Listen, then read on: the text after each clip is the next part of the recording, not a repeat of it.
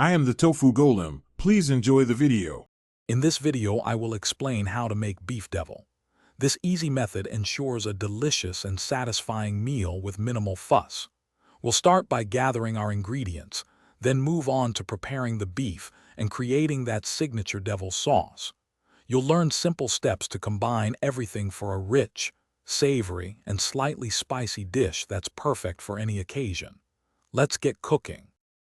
For our easy beef devil, you'll need about 1.5 pounds of lean ground beef.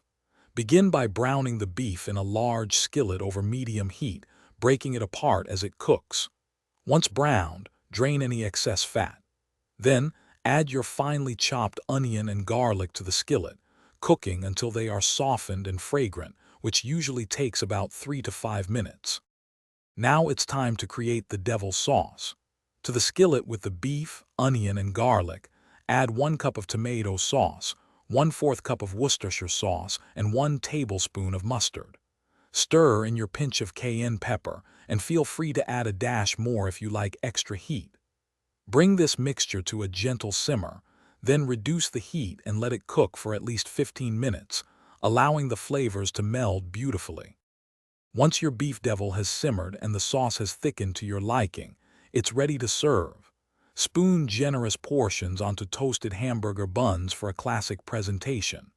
A sprinkle of fresh chopped parsley or chives adds a nice touch of color and freshness.